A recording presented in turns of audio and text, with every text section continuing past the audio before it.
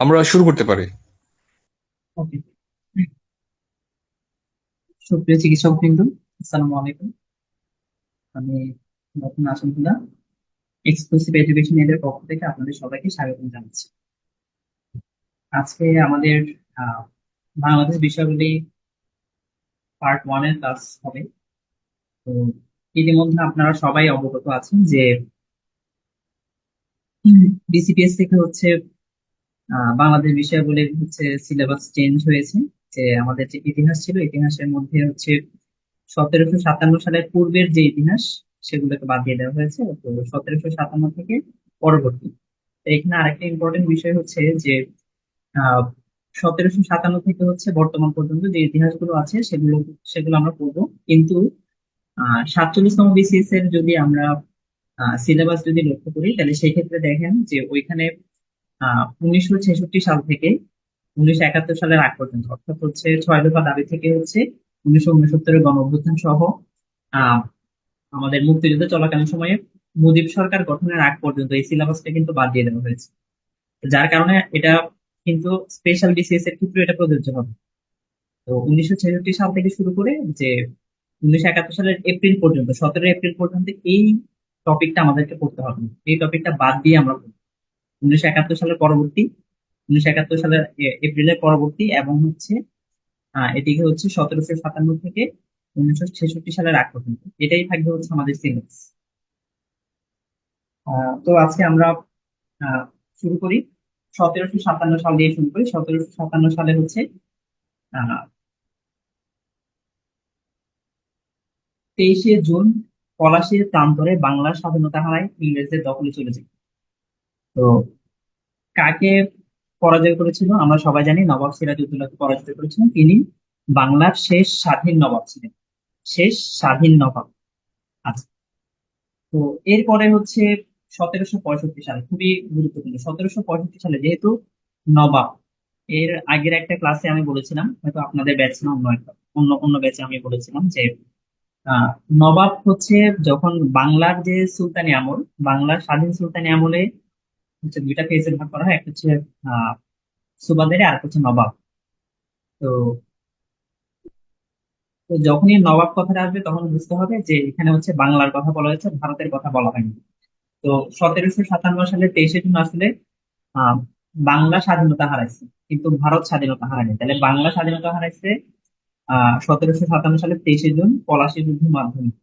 এবং সেই বাংলাকে ব্রিটিশ ইস্ট ইন্ডিয়া কোম্পানি দেওয়ানি লাভ করছে, সরাসরি ক্ষমতা না নিয়ে দেওয়ানি হিসেবে লাভ করছে 1765 সালে।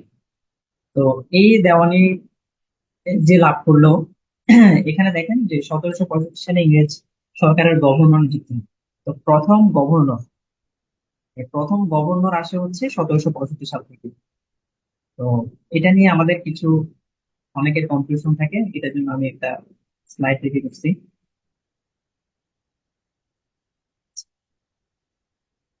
ব্রিটিশ ইস্ট ইন্ডিয়া কোম্পানি প্রতিষ্ঠা হচ্ছে 1600 সালে আকবরের দরবারে। প্রতিষ্ঠাতা ছিল 217 জন বণিক। ভারতে প্রতিষ্ঠা লাভ করছে 1608 সালে। সুরাটে বাণিজ্য কুঠি প্রথম স্থাপন করছে সম্রাট জাহাঙ্গীরের আমলে। আর বাংলায় প্রথম বাণিজ্য কুঠি স্থাপন করেছিল হরিপুরে 1633 সালে, সম্রাট শাহজাহানের আমলে। আর ইস্ট ইন্ডিয়া কোম্পানির সমাপ্তি ঘটে হচ্ছে 1857 সালে। এটা হচ্ছে ইন ডিটেলস একটা ইস্ট ইন্ডিয়া কোম্পানির সামারি। আচ্ছা, এরপরে এখন চলে আসে হচ্ছে দ্বৈত শাসন বলার আগে ইংরেজি শাসকটা আমি একটু যদি বলতে চাই। ইংরেজি শাসকদের মধ্যে দেখা যায় 1765 থেকে 1774 সাল পর্যন্ত গভর্নর, এরপরে গভর্নর জেনারেল এন্ড হচ্ছে ভাইসরয়। গভর্নর হচ্ছে প্রথম দিকে যখন 1765 সালে দেওয়ানি লাভ করছিল তখন সেটাকে বলা হচ্ছে গভর্নর। তো গভর্নরকে পরবর্তীতে পদোন্নতি দিয়ে গভর্নর জেনারেল করা হয়। গভর্নর জেনারেল হচ্ছে যখন ব্রিটিশ ইস্ট ইন্ডিয়া কোম্পানির আন্ডারে যখন ছিল পুরো ভারতবর্ষ, তখন ওদের প্রতিনিধি থেকে গভর্নর জেনারেল বলা হয়। পরে যখন 1857 সালে ইস্ট ইন্ডিয়া কোম্পানি দায়িত্ব অর্পণ করে দিয়ে চলে যায়, তখন হচ্ছে রানী ভিক্টোরিয়ার সময়ে যারা রাজ প্রতিনিধি হিসেবে এসেছে ভারত মহাদেশে, তাদেরকে বলা হচ্ছে ভাইসরয়। তাহলে গভর্নর, গভর্নর জেনারেল এবং হচ্ছে ভাইসরয়, এই তিনটা জিনিস আমাদের জানা লাগবে যে কোনটা গভর্নর, কোনটা গভর্নর জেনারেল এবং হচ্ছে কোনটা ভাইসরয়। আচ্ছা, তা এখন চলে আসি 1765 সালের ঘটনা নিয়ে। 1765 সালে আসলে কি হয়েছে? 1765 সালে লর্ড ক্লাইভ দেওয়ানি সনদপ্রাপ্ত হন এবং বাংলার গভর্নর নিযুক্ত হন। তাহলে প্রথম বাংলার গভর্নর ছিলেন কে? লর্ড ক্লাইভ দেওয়ানি। এখন আসলে হচ্ছে রাজস্ব আদায় ও দেশ রক্ষার ভার কোম্পানির হাতে রাখা, দ্বৈত শাসন, মানে দুই ধরনের শাসন হবে। রাজস্ব আদায় এবং হচ্ছে দেশ রক্ষার ভারটা কোম্পানি চালাবে, আর শাসন বিভাগের যে ক্ষমতা, এটা নবাবের হাতে থাকবে। এর ফলে বাংলায় দেখা গেছে ওরা এমন ভাবে রাজস্ব আদায় করছে যে বাংলাতে বাংলাতে একটা দুর্ভিক্ষের সূচনা হয়ে গেছে। সেই দুর্ভিক্ষটার নাম হচ্ছে ছিয়াত্তরের মন্বন্তর। ছিয়াত্তরের মন্বন্তর কেন? কারণ এটা 1176, বাংলা 1176 হয়েছিল, কিন্তু ইংরেজি সন অনুযায়ী হচ্ছে 1770। এবং কার আমলে হয়েছিল? জন কার্টিয়ার। ঠিক আছে, জন কার্টিয়ার, তিনি ছিলেন গভর্নর। লর্ড ক্লাইভের পরবর্তী যে গভর্নর এসেছিলেন তার নাম হচ্ছে জন কার্টিয়ার। তার আমলে হচ্ছে ছিয়াত্তরের মন্ত্র সংঘটিত হয়েছিল। এবং ওই সময় ভারতের সম্রাট ছিলেন শাহ আলম। ওই সময় ভারতের সম্রাট ছিলেন শাহ আলম। আচ্ছা, এই যে ছিয়াত্তরের মন্ত্র, এখানে 3 কোটি মানুষের মধ্যে প্রায় 1 কোটি মারা যায়। তো পরীক্ষাতে এভাবে আসতে পারে যে কত কোটি মারা যায়, অথবা 1/3 মানুষ মারা গিয়েছিল, 1/3 মানুষ মারা গেছিল। তাহলে দ্বৈত শাসন হচ্ছে, অর্থাৎ দুইটা শাসন একসাথে চলবে। একটা শাসনের ভার চালাবে কোম্পানি, আর একটা শাসনের ভার চালাবে হচ্ছে নবাব।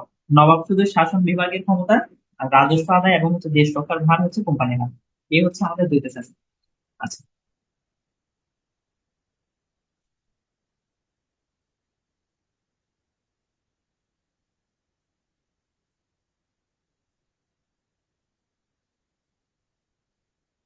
তাহলে ব্রিটিশ আমলের প্রশাসক এবং তাদের অবদান, প্রথম হচ্ছে লর্ড রবার্ট ক্লাইভ বা লর্ড ক্লাইভ 1765 সালে ইংরেজ সরকারের গভর্নর নিযুক্ত হন, দ্বৈত শাসন ব্যবস্থা চালু করেন। তাহলে দ্বৈত শাসন ব্যবস্থা চালু করেন কে? রবার্ট ক্লাইভ আর লর্ড ক্লাইভ। আচ্ছা, এরপরে ছিয়াত্তরের মন্বন্তর। এই যে ছিয়াত্তরের মন্বন্তর আসলে তার সময় না, এটা আসলে একটু কারেকশন করে নিতে হবে। মানে লর্ড ক্লাইভের কারণেই হচ্ছে ছিয়াত্তরের মন্বন্তর হয়েছিল, কিন্তু এই ছিয়াত্তরের মন্বন্তরটা হয়েছিল জন কার্টিয়ারের আমলে। কারণ লর্ড ক্লাইভ ছিল 1767 সাল পর্যন্ত। 1767 সালের পর থেকে হচ্ছে জন কার্টিয়ার 1772 সাল পর্যন্ত কিন্তু উনি চালিয়েছেন। তো যদি বলা হয় ছিয়াত্তরের মন্বন্তরের সময় বাংলার গভর্নর কে ছিলেন, আনসার হবে জন কার্টিয়ার। আর ছিয়াত্তরের মন্বন্তর কার কারণে সৃষ্টি হয়েছিল, এই যে দুর্ভিক্ষের মেন কারণ কে ছিল, কালপ্রিট কে ছিল? Lord Clive. এরপরে চলে আসে হচ্ছে ওয়ারেন হেস্টিংস। তো ওয়ারেন হেস্টিংস যখন 1770 সালে ছিয়াত্তরের মন্বন্তর হয়েছিল, এরপরে আসলে অনেক পরিবর্তন আসছে। তো এটা নিয়ে হচ্ছে 1773 সালে নিয়ামক আইন পাশ করা হয়। তো এটা আসলে ইস্ট ইন্ডিয়া কোম্পানির শাসনকে নিয়ন্ত্রণ করার জন্য একটা আইন করা হয়েছিল, যেটাকে বলা হচ্ছে রেগুলেটিং অ্যাক্ট 1773। তো এটা করা হয়েছে, এবং এই আইনের ফলে কোম্পানির যারা গভর্নর ছিলেন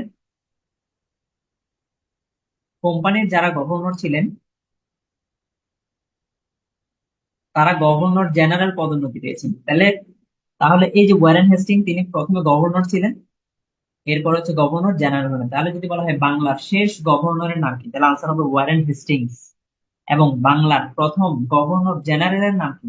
আনসার হবে ওয়ারেন হেস্টিংস। তাহলে প্রথম গভর্নর জেনারেল হচ্ছে ওয়ারেন হেস্টিংস, এবং শেষ গভর্নর হচ্ছে ওয়ারেন হেস্টিংস।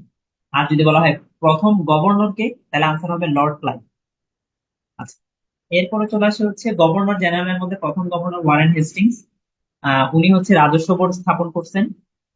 পাঁচশালা বন্দোবস্ত মানে 5 বছরের জন্য ইজারা দেওয়া। ঠিক আছে, 5 বছরের জন্য ইজারা দেওয়ার একটা ব্যবস্থা করছেন। আচ্ছা, এরপরে হচ্ছে তার আমলে হচ্ছে প্রথম সংবাদপত্র প্রকাশিত হয়, নাম হচ্ছে ভারতের সংবাদপত্র প্রকাশিত হয়, নাম হচ্ছে বেঙ্গল গেজেট। তাহলে প্রথম সংবাদপত্র প্রকাশিত হয় কোন গভর্নর জেনারেলের সময়? Warren Hastings. এবং সেই সংবাদপত্রের নাম কি? নাম হবে বেঙ্গল গ্যাজেট। আচ্ছা, এরপরে চলে আসে হচ্ছে আহ লর্ড কর্নওয়ালিস। আচ্ছা, তিনি ইন্ডিয়ান সিভিল সার্ভিসের প্রতিষ্ঠাতা। 10 সালা বন্দোবস্ত চালু করেন, সূর্যাস্ত আইন পাশ করেন। এই হচ্ছে তার মেন ইয়ার। এখন 10 সালা মানে হচ্ছে 10 বছরের জন্য ইজারা দেওয়ার নিয়ম। এবং সেটা তিনি করেছিলেন 1799 সালে। পরবর্তীতে 1793 সালে এই 10 সালা থেকে উনি এটাকে প্রণয়ন করে চিরস্থায়ী বন্দোবস্তের প্রণয়ন করেন। চিরস্থায়ী বন্দোবস্তে হচ্ছে জমির মালিক মালিক হবে হচ্ছে জমিদারগণ। জমিদাররা হবে জমির মালিক। জমির মালিকানা জমিদারদেরকে দিয়ে দেওয়া হয়েছিল। এবং হচ্ছে আহ সূর্যাস্ত আইন পাশ করা হয়েছে। সূর্যাস্ত আইন পাশ মানে হচ্ছে যেদিন কর ধার্য করা হবে, যেদিন কর হচ্ছে আদায় করা হবে, সেই দিন সূর্যাস্তের আগ পর্যন্ত হচ্ছে কর আদায়ের একটা নিয়ম ছিল। এবং কোনো জমিদার যদি কর আদায়ে যদি ব্যর্থ হতো, তার জমিটা নিলামে তুলে দিত। এটাই ছিল সূর্যাস্ত আইন। তাহলে তার আমলে কি কি হয়েছিল? একটা হচ্ছে ইন্ডিয়ান সিভিল সার্ভিসের প্রতিষ্ঠাতা তিনি, 10 সালা বন্দোবস্ত, তারপর হচ্ছে চিরস্থায়ী বন্দোবস্ত, সূর্যাস্ত আইন।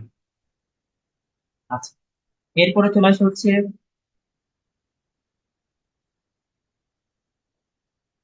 Lord Wellesley. তো লর্ড ওয়েলেসলি,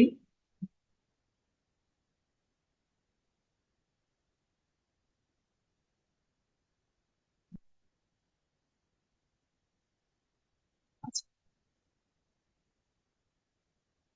লর্ড ওয়েলেসলি তিনি অধীনতামূলক মিত্রতা আইন এটা এটার প্রণেতা। তো এটা প্রণয়ন করছে। তো অধীনতামূলক মিত্রতা আইন মানে হচ্ছে কোম্পানির আন্ডারে হচ্ছে বিভিন্ন রাজ্যকে যেতে বাধ্য করছে। এই আইন দিয়ে বাধ্য করে হচ্ছে, মানে ওরা বললো যে আমরা কিছু সুবিধা দিব, যে আমরা হচ্ছে কোনো ঝামেলা হলে সেটাতে আমরা লড়াই করব। এবং এটা আসলে ছিল একটা ফাঁদের মতো আর কি। এই ফাঁদে যারা পা দিছে সবাই ধরা গেছে পরবর্তীতে। কারণ এটা দিয়ে আসলে সে একটা বন্ধুত্বের হাত বাড়াইছিল, কিন্তু আসলে আহ রাজারা বুঝতে পারেনি যে তাদেরকে হচ্ছে তার অধীনে নিয়ে আসছে, কোম্পানির অধীনে তাদেরকে নিয়ে আসছিল। আচ্ছা, এরপরে চলে আসে হচ্ছে ওয়েলেসলি। এরপরে হচ্ছে উইলিয়াম বেন্টিং। তো উইলিয়াম বেন্টিং তিনি ছিলেন বাংলার শেষ গভর্নর জেনারেল। তাহলে বাংলার শেষ, এটা ছিল বাংলা। এখানে কিন্তু দুইটা দুইটা ভাগ আছে। একটা হচ্ছে গভর্নর, গভর্নর জেনারেল, ভাইসরয়, এদের মধ্যে একটা পার্থক্য। আর একটা হচ্ছে বাংলা নাকি ভারত, এই দুইটার মধ্যে একটা পার্থক্য। তাহলে প্রথমে আমরা এতক্ষণ পর্যন্ত করছিলাম হচ্ছে বাংলা, বাংলার প্রথম গভর্নর, বাংলার শেষ গভর্নর, বাংলার প্রথম গভর্নর জেনারেল। এখন করতেছি বাংলার শেষ গভর্নর জেনারেল। বাংলার শেষ গভর্নর জেনারেল ছিলেন উইলিয়াম বেন্টিং। আচ্ছা, এবং তিনি আবার ভারতের প্রথম গভর্নর জেনারেল। তাহলে ভারতের প্রথম গভর্নর জেনারেল হচ্ছে উইলিয়াম বেন্টিং। আবার যদি বলে বাংলার শেষ গভর্নর জেনারেলকে, তাহলে আনসার হবে উইলিয়াম বেন্টিং। তো তিনি মেনলি যেটা করছেন সেটা হচ্ছে যে সতীদাহ প্রথা আইনগতভাবে নিষিদ্ধ করে দিয়েছে। সতীদাহ প্রথা আইনগতভাবে নিষিদ্ধ করে দিয়েছে। এবং তার সাথে হচ্ছে রাজা রামমোহন রায় ছিলেন এই আইন প্রণয়নের সময়। আচ্ছা, এখন চলে আসে হচ্ছে লর্ড ডালহৌসি। লর্ড ডালহৌসি কি করেছেন? একটা হচ্ছে প্রথম রেল ব্যবস্থা প্রবর্তন, ডাক ব্যবস্থা সংস্কার করেন। আচ্ছা, এরপরেও তিনি আরো কি করেছেন? লর্ড ডালহৌসি আসলে ঈশ্বরচন্দ্র বিদ্যাসাগরের সহায়তায় বিধবা বিবাহ আইন পাশ করেন। বিধবা বিবাহ আইন পাশ করেন।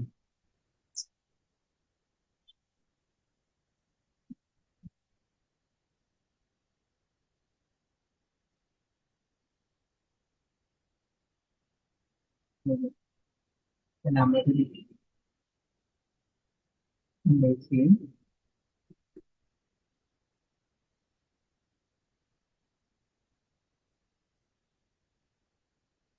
বিধবা বিবাহ আইন পাশ করছে। আচ্ছা, ইস্ট ইন্ডিয়া কোম্পানির শাসনের অবসান ঘটে হচ্ছে 1857 সালে। তো 1857 সালে ইস্ট ইন্ডিয়া কোম্পানি চলে যায়। আচ্ছা, এর আগে লর্ড ডালহৌসির পরে আরেকটা জিনিস, সেটা হচ্ছে লর্ড ক্যানিং। লর্ড ক্যানিং তিনি ছিলেন ভারতের সর্বশেষ ভারতের সর্বশেষ গভর্নর জেনারেল। তাহলে ভারতের প্রথম গভর্নর জেনারেল উইলিয়াম বেন্টিং, ভারতের শেষ গভর্নর জেনারেল ছিলেন লর্ড ক্যানিং। আচ্ছা, তো লর্ড ক্যানিং এর শাসন আমলেই হচ্ছে ইস্ট ইন্ডিয়া কোম্পানি শাসনের অবসান ঘটে। অবসান ঘটার পরে ওদের যে পদবিটা ছিল গভর্নর জেনারেল, সেই গভর্নর জেনারেল পদবিটা চলে যায়। আচ্ছা, তো ইস্ট ইন্ডিয়া কোম্পানি যখন চলে যায় তখন হচ্ছে দায়িত্বভার করে যায় হচ্ছে রানী ভিক্টোরিয়ার কাঁধে। তো তখন হচ্ছে তিনি গভর্নর জেনারেলের যে উপাধি ছিল সেটাকে ভাইসরয় উপাধিতে ভূষিত করেন। তো লর্ড ক্যানিং হচ্ছে প্রথম ভাইসরয় বলা যায়। আবার যদি বলি শেষ গভর্নর, ভারতের শেষ গভর্নর জেনারেল কে, তাহলে আনসার হবে লর্ড ক্যানিং। আর যদি বলে প্রথম ভাইসরয় কে, তাহলে আনসার হবে লর্ড ক্যানিং। ঠিক আছে, তাহলে প্রথম শেষ বাংলা ভারত এগুলো সবগুলো একটু মনে রাখতে হবে। আচ্ছা, লর্ড ক্যানিং। লর্ড ক্যানিং হচ্ছে প্রথম কাগজের মুদ্রা চালু করেন। তিনি ভারতে প্রথম পুলিশি ব্যবস্থা চালু, এই দুটো খুবই গুরুত্বপূর্ণ। একটা হচ্ছে কাগজের মুদ্রা প্রচলন করেন, আর একটা হচ্ছে ভারতের প্রথম পুলিশি ব্যবস্থা চালু করেন। আচ্ছা, এরপরে চলে আসে হচ্ছে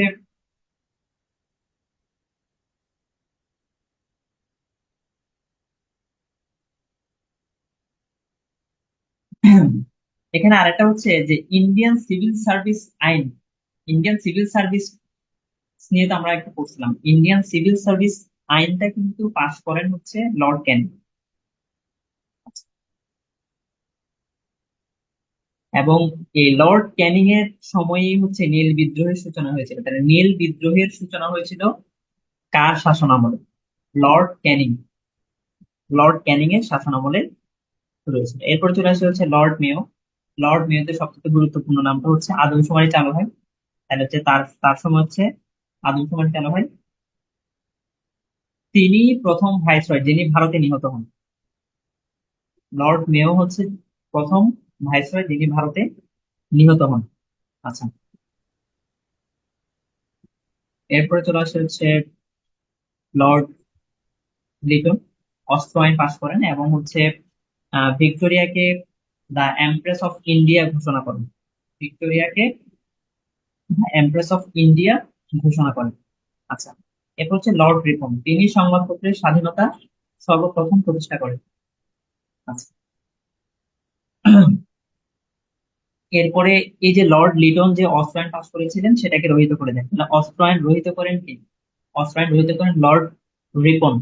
আর লর্ড লিটন অস্ত্র আইন পাশ করেন। তাহলে অস্ত্র আইন পাশ করেন হচ্ছে লর্ড লিটন, আর রিপন হচ্ছে রহিত করেন।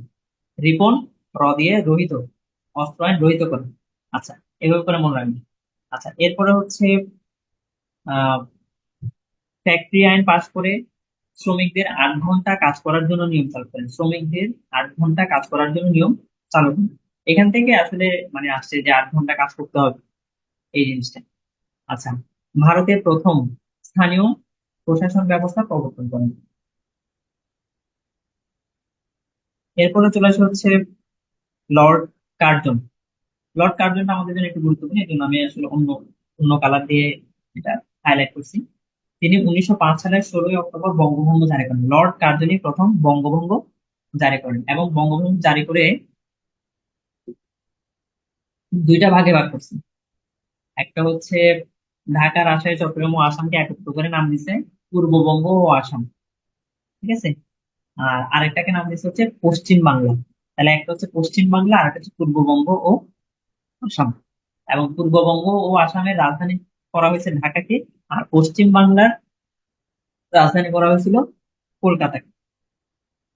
যখন দুইটা ভাগে ভাগ করে ফেলছে, ভাগ করার পরে ওনারা যেটা করছে, ভাগ করার পরে লেফটেন্যান্ট গভর্নর নিযুক্ত করছে।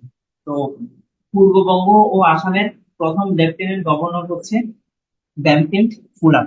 এটা একটু মনে রাখতে হবে যে পূর্ববঙ্গ যখন নর্মালি তো পুরো বাংলাটা একসাথে ছিল, অবিভক্ত বাংলা ছিল।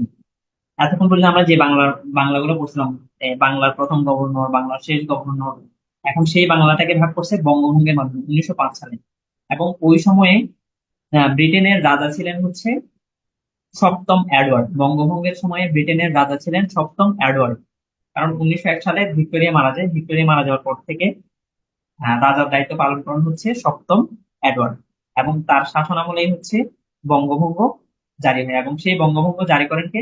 Lord Curzon. আচ্ছা, তো পূর্ববঙ্গ ও আসামের প্রথম লেফটেন্যান্ট গভর্নর করা হয়েছে ব্যামকেল ফুলারকে।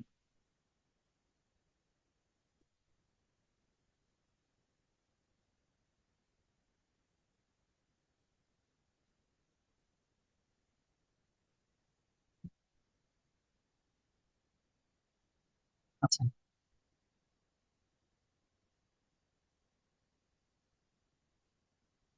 আর পশ্চিমবঙ্গ, যেটা পশ্চিমবঙ্গের প্রথম লেফটেন্যান্ট গভর্নর করা হয় হচ্ছে অ্যান্ড্রু ফ্রেজারকে। অ্যান্ড্রু, এখানে দেওয়া নাই, অ্যান্ড্রু ফ্রেজারকে হচ্ছে পশ্চিমবঙ্গের প্রথম লেফটেন্যান্ট গভর্নর। দেখেন, লেফটেন্যান্ট গভর্নর বললে তখন আরেকটা আনসার হবে, শুধু গভর্নর বললে আরেকটা আনসার হবে। এগুলো একটু মাথায় রাখতে হবে।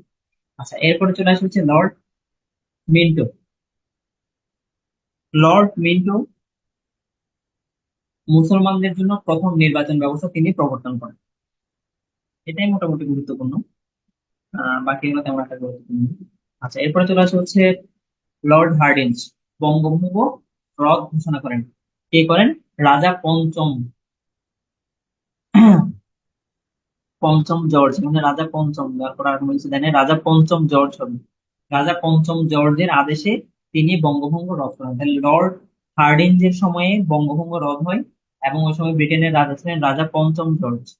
আর বঙ্গভঙ্গ হয় হচ্ছে 1905 সালে, করেন হচ্ছে লর্ড আহ কার্জন, এবং হচ্ছে ওই সময় ব্রিটেনের রাজা ছিলেন সপ্তম এডওয়ার্ড।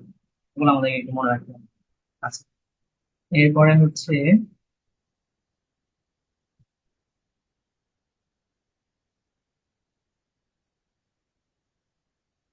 তো বঙ্গভঙ্গ রদের পরে আবার রাজধানী কলকাতা থেকে সরে গিয়ে দিল্লিতে স্থানান্তর করা হয়। আচ্ছা, লর্ড চেমসফোর্ড ভারত শাসন আইন নামে আইন নামে পরিচিত একটা সংস্কার আইন করেছিল, চেমসফোর্ড সংস্কার আইন। এটা হচ্ছে ভারত শাসন আইন নামেও পরিচিত। আচ্ছা, এরপর হচ্ছে Lord Mount Batten. Lord Mount Batten ছিলেন ব্রিটিশ ভারতের শেষ ভাইসরয়। ব্রিটিশ ভারতের শেষ ভাইসরয় ছিলেন হচ্ছে লর্ড মাউন্ট ব্যাটেন। তো তিনি ভারত এবং পাকিস্তানকে হচ্ছে ভাগ করে দিছে, এবং সেই লাইনটাকে বলা হচ্ছে রেড ক্লিফ লাইন। তাহলে রেড ক্লিফ কমিশন গঠন করে রেড ক্লিফ লাইন তৈরি করে ভারত এবং পাকিস্তানের সীমানা নির্ধারণ করে দিয়েছে। আচ্ছা, এবং অবিভক্ত বাংলার শেষ গভর্নর ছিলেন হচ্ছে ফ্রেডরিক জন ব্যারোজ।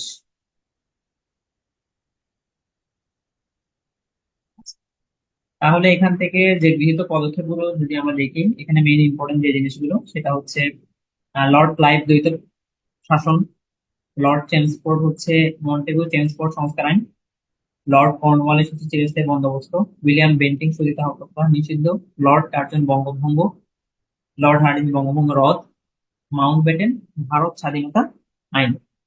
এখন চলে আসা হচ্ছে বাংলাদেশের স্বাধীনতা যুদ্ধের ইতিহাস। তো বাংলাদেশের স্বাধীনতা যুদ্ধের ইতিহাস, এটা নিয়ে যদি আমরা একটু পড়ি।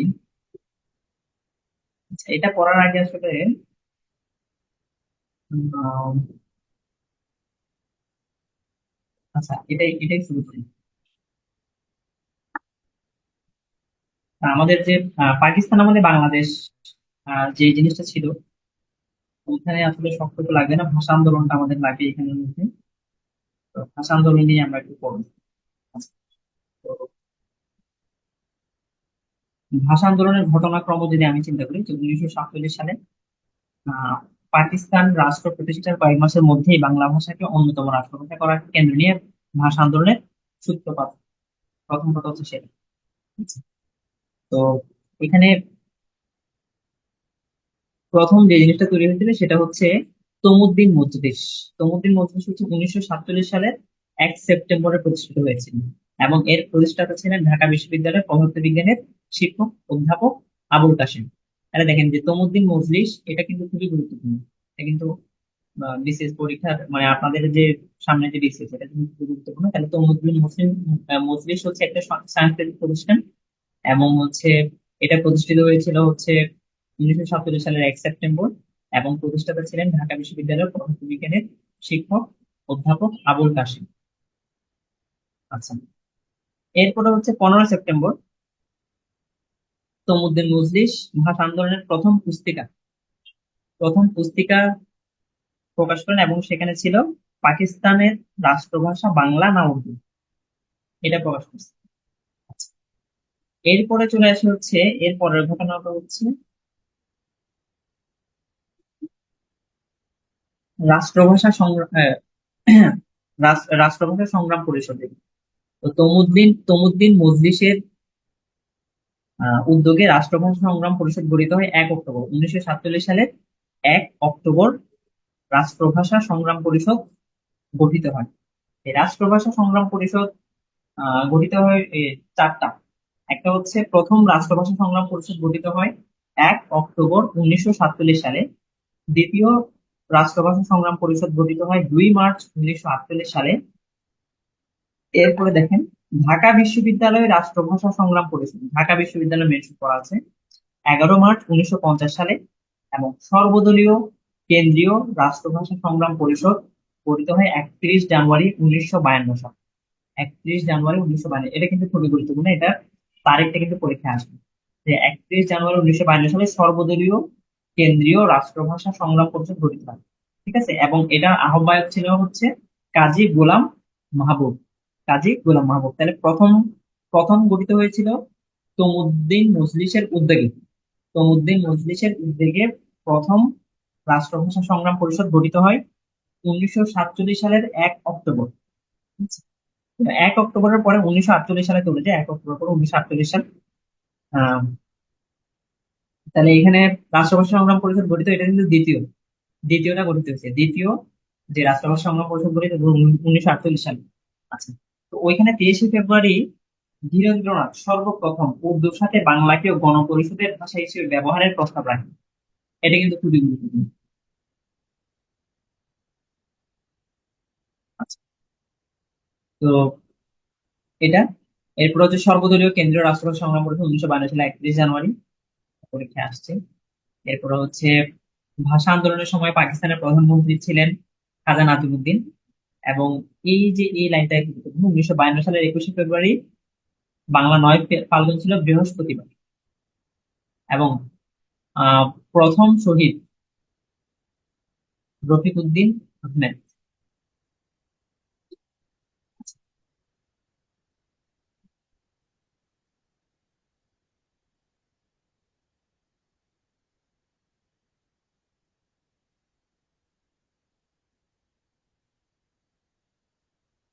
এরপরে হচ্ছে পূর্ব বাংলার মুখ্যমন্ত্রী ছিলেন হচ্ছে নুরুল আমিন।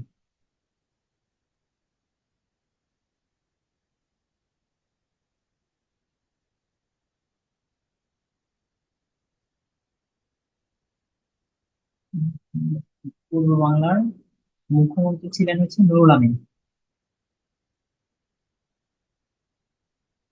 আচ্ছা, এরপর হচ্ছে ভাষা সংগ্রামের উপরে যে প্রথম কবিতা, এগুলো আমরা আসলে পড়বো, এগুলো সব একসাথে করতে হবে, এভাবে করে পড়লে আসলে মনে থাকবে না।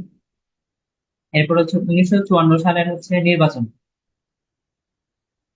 1954 সালের যে নির্বাচন, আচ্ছা নির্বাচন বলার আগে হচ্ছে আমরা আসলে ঘটনাগুলো একটু বলি। যে 1947 তো বললাম 1 অক্টোবর, 23 ফেব্রুয়ারিতে হচ্ছে ধীরেন্দ্রনাথ সর্বপ্রথম উপস্থিত বাংলাকে গণপরিষদের ভাষা হিসেবে ব্যবহারের প্রস্তাব রাখেন। এরপর হচ্ছে 2 মার্চ 1948 সালে রাষ্ট্রভাষা সংগ্রাম সংগ্রাম পরিষদ আবার গঠিত হয় দ্বিতীয়বারের মতো। আচ্ছা, এরপরে হচ্ছে আহ 11 মার্চ ঢাকা শহরে ছাত্র সমাজ রাষ্ট্রভাষা দিবস পালন করে। 1952, 1948 থেকে 1952 সাল পর্যন্ত ভাষা আন্দোলনের দিবস ছিল, ভাষা দিবস ছিল হচ্ছে 11 মার্চ। 1948 থেকে 1952 সাল পর্যন্ত ভাষা দিবস ছিল 11 মার্চ। 1952 সালের পর থেকে হচ্ছে 21 ফেব্রুয়ারি। এরপরে চলে আসে হচ্ছে যে,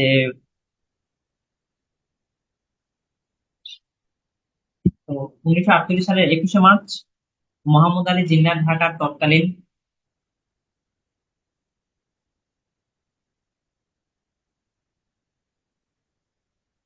ঢাকার মোহাম্মদ আলী জিন্নাহ ঢাকার তৎকালীন রেসকোর্স ময়দানে এক জনসভায় ঘোষণা দেন উর্দু এবং একমাত্র উর্দুই হবে পাকিস্তানের রাষ্ট্রভাষা।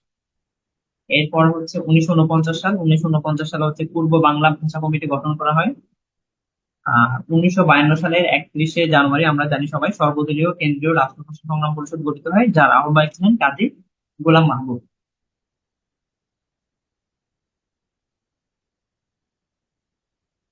আর ভাষা আন্দোলনের আহ 21 ফেব্রুয়ারির দিন প্রথম শহীদ হন হচ্ছে রফিক উদ্দিন আহমেদ। এবং সেদিন পুলিশের গুলিতে টোটাল 8 জন শহীদ হয়েছিল।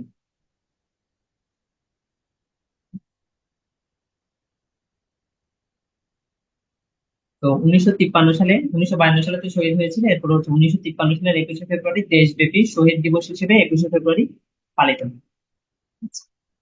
1954 সালের 7 মে, 1954 সালের 7 মে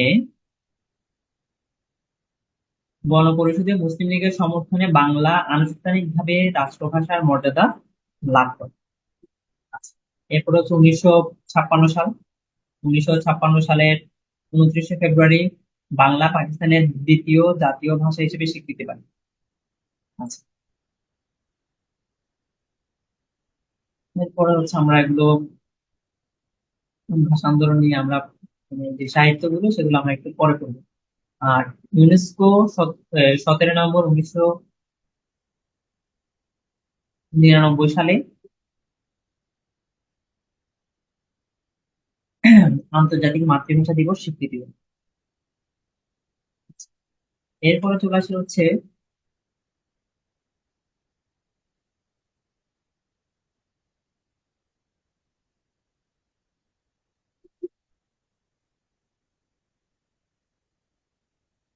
প্রথম শহীদ মিনার কোথায় নির্মাণ করা হচ্ছে, এটা আসলে আমাদের একটু জানা উচিত, যেহেতু স্পেশাল বিসিএস সবাই ডাক্তার পড়ে।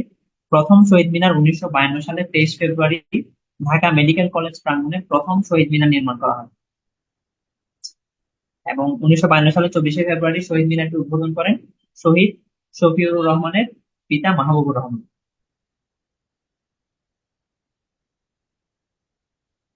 আচ্ছা, এরপরে চলে আসে হচ্ছে ভাষা আন্দোলনের আন্তর্জাতিক স্বীকৃতি, এটা আমরা একটু আগে পড়েছি, সেটা হচ্ছে 1999 সালে 17 নভেম্বর ইউনেস্কো 30তম সম্মেলনে 188টি দেশের সমর্থনে 21শে ফেব্রুয়ারি আন্তর্জাতিক মাতৃভাষা দিবস হিসেবে স্বীকৃতি পায়। তাহলে কি হলো, 1999 সালের 17 নভেম্বর, 17 নভেম্বর ইউনেস্কোর 30তম সম্মেলনে 188টি দেশের সমর্থনে আন্তর্জাতিক মাতৃভাষা হিসেবে স্বীকৃতি পায়। আর 2000 সালে ইউনেস্কো প্রথম ভাষা দিবস পালন করেন।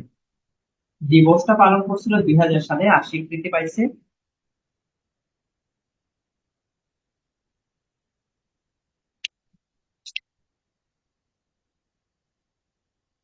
দিবসটা পালিত হয়েছে উনিশশো 2000 সালে, আর স্বীকৃতি পেয়েছে হচ্ছে 1999 সালে। আচ্ছা,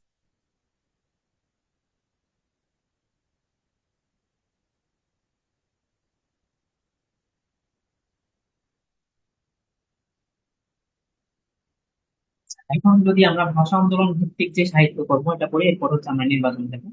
ভাষা আন্দোলন ভিত্তিক যে সাহিত্যকর্ম সেখানে হচ্ছে আহ প্রথম যে উপন্যাস হচ্ছে আরেক ফাল্গুন। প্রথম প্রথম রচিত উপন্যাস হচ্ছে আরেক ফাল্গুন, এর রচয়িতা ছিলেন হচ্ছে জহির রায়হান। এরপরে নাটক, প্রথম নাটক ভাষা আন্দোলনের উপর রচিত প্রথম নাটক ছিল হচ্ছে কবর। আহ, এটা লিখেছেন হচ্ছে মুনির চৌধুরী। আর চলচ্চিত্র ছিল জীবন থেকে নেয়া, জহির রায়হান। আর গানের মধ্যে হচ্ছে সবচেয়ে গুরুত্বপূর্ণ যে গানগুলো, একটা হচ্ছে ভুলবো না ভুলবো না, সেই 21শে ফেব্রুয়ারি ভুলবো না, এটার গীতিকার ছিলেন হচ্ছে ভাষা সৈনিক গাজীউল হক। আর আমার ভাইয়ের রক্তের রাঙানো 21শে ফেব্রুয়ারি, যেটা সবথেকে মোস্ট ইম্পর্টেন্ট একটা গানের কলি, আমার ভাইয়ের রক্তের রাঙানো 21শে ফেব্রুয়ারি, এর গীতিকার ছিলেন আব্দুল গাফফার চৌধুরী। এটা পরীক্ষাতে কিন্তু ইনভেরিয়েবলি সবসময় আসে। আব্দুল গাফফার চৌধুরী, প্রথম সুরকার হচ্ছে আব্দুল লতিফ, বর্তমান সুরকার আলতাফ মাহমুদ। এই তিনটে ইনফো অবশ্যই মনে রাখবে। আমার ভাইয়ের রক্তের এমন 21শে ফেব্রুয়ারি গীতিকার ছিলেন আব্দুল গাফফার চৌধুরী, প্রথম সুরকার আব্দুল লতিফ, বর্তমান সুরকার আলতাফ মাহমুদ। আচ্ছা, এরপরে সালাম সালাম হাজার সালাম। তো হাজারের জ আছে, আমরা এটা দিয়ে ফজলে খোদা এভাবে করে মনে রাখতে পারি, এবং হচ্ছে আব্দুল জব্বার, সবগুলাতে জ আছে। সালাম সালাম হাজার সালাম, তাহলে হাজারে জ আছে, ফজলে খোদাতে জ আছে, এরপরে আব্দুল জব্বারের জ আছে। তাহলে সালাম সালাম হাজার সালাম গীতিকার ফজলে খোদা, সুরকার আব্দুল জব্বার, এভাবে করে মনে রাখতে পারি। আচ্ছা, ওরা আমার মুখের ভাষা কায়রা নিতে চাই, আব্দুল লতিফ গীতিকার এবং সুরকার। আর আমি বাংলার গান গাই, এটা হচ্ছে প্রতুল মুখোপাধ্যায় গীতিকার এবং সুরকার। আচ্ছা, এরপর হচ্ছে প্রথম কবিতা। প্রথম কবিতা হচ্ছে কাঁদতে আসেনি ফাঁসির দাবি নিয়ে এসেছি, মাহবুবুল আলম চৌধুরী। আচ্ছা, এরপর হচ্ছে ভাষা আন্দোলনের উপর আঁকা প্রথম ছবি হচ্ছে রক্তাক্ত একুশ। রক্তাক্ত একুশ, এটা আমি আপনাদেরকে স্লাইড তৈরি করে দিয়ে দিব। তো যদি মনে রাখতে অসুবিধা হয় বা লিখতে অসুবিধা হয়, পরবর্তী আমি স্লাইড রেডি করে আপনাদের হচ্ছে একদিন বা 2 দিন পরে আপনাদেরকে এটা প্রোভাইড করে দেবো। আচ্ছা,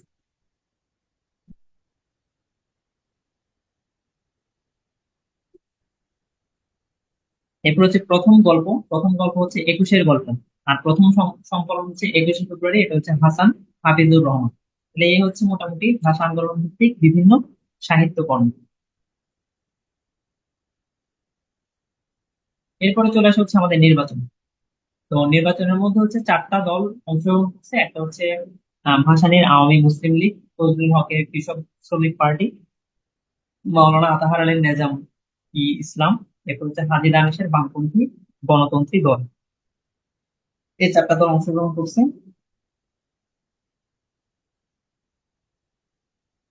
এবং যুক্তফ্রন্টের, এই যে যুক্তফ্রন্টের এই যে 4টি দল, এই 4টা দলকে বলা হচ্ছে যুক্তফ্রন্ট। এই যুক্তফ্রন্টের 4টা দল 21 দফা কর্মসূচি বা নির্বাচনী ইশতেহার, যে আমরা যে নির্বাচনী ইশতেহার বলে যে 21 দফা নির্বাচনী ইশতেহার দিয়েছিলেন। তো এবং এই 21 দফার রচয়িতা হচ্ছে আবুল মনসুর আহমদ। আবুল মনসুর আহমদ, মানে লিখে দেওয়া নেই। এবং প্রথম এই 21 দফার প্রথম দাবিটা ছিল হচ্ছে বাংলাকে পাকিস্তানের রাষ্ট্রভাষা। মানে প্রথম দাবিটা ছিল বাংলাকে পাকিস্তানের রাষ্ট্রভাষা হিসেবে প্রতিষ্ঠা। এরপরে হচ্ছে আরো কিছু গুরুত্বপূর্ণ দফা ছিল, তার মধ্যে 15 নম্বর দফাটা হচ্ছে শাসন বিভাগ থেকে বিচার বিভাগকে পৃথকীকরণ। 15 নম্বর দফাটা। আচ্ছা, এরপর হচ্ছে 17 নম্বর দফা যেটা ছিল সেটা হচ্ছে বাংলাকে রাষ্ট্রভাষার দাবি নিয়ে যারা শহীদ হয়েছেন তাদের স্মৃতির স্মরণে শহীদ মিনার নির্মাণ করা। শহীদ মিনার নির্মাণ করা, তাহলে 21 দফা দাবির মধ্যে শহীদ মিনার নির্মাণ করার দাবিটা কত নম্বর দফা ছিল? 17 নম্বর দফাটা। আর শাসন বিভাগ থেকে বিচার বিভাগকে আলাদা করার যে দাবিটা, সেটা কত নম্বর দফা ছিল? 15 নম্বর দফা ছিল। আচ্ছা, এরপরে হচ্ছে দলের নাম ছিল যুক্তফ্রন্ট এবং হচ্ছে নির্বাচনী প্রতীক ছিল নৌকা। দলের নাম ছিল হচ্ছে মুসলিম লীগ এবং হচ্ছে নির্বাচনী প্রতীক হচ্ছে হারিকেন। আসলে এখানের নির্বাচন আসলে কে কতটুকু পাইছে এগুলো পরীক্ষায় আসবে না।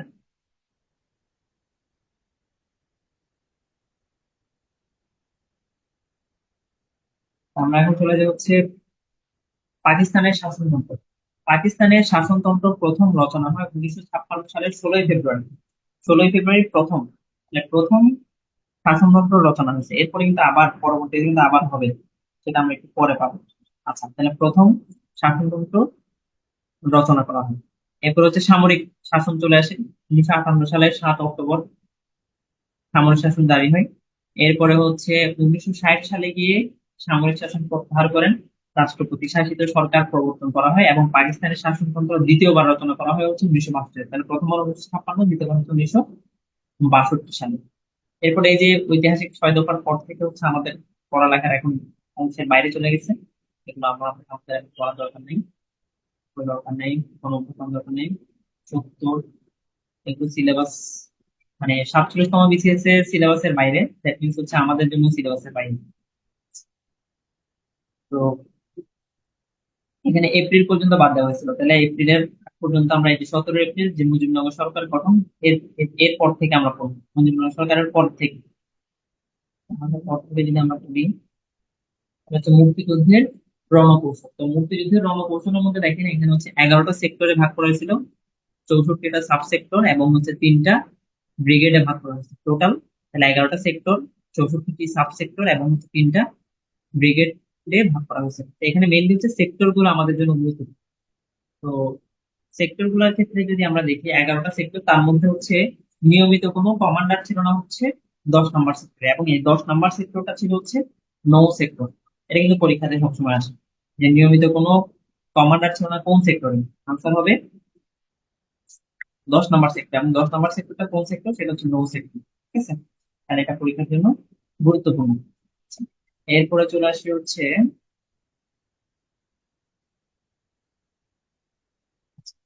এরপরে চলে আসি আমরা একটু সেক্টর গুলো একটু দেখি।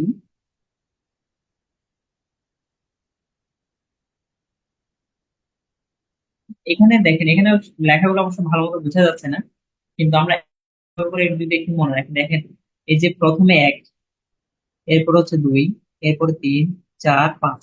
প্রথম এই সাইডটা আমাদের, এই সাইডটা হচ্ছে এক, দুই, তিন, চার, পাঁচ। যে এক নম্বর এটা হচ্ছে কি চট্টগ্রাম, চট্টগ্রাম এবং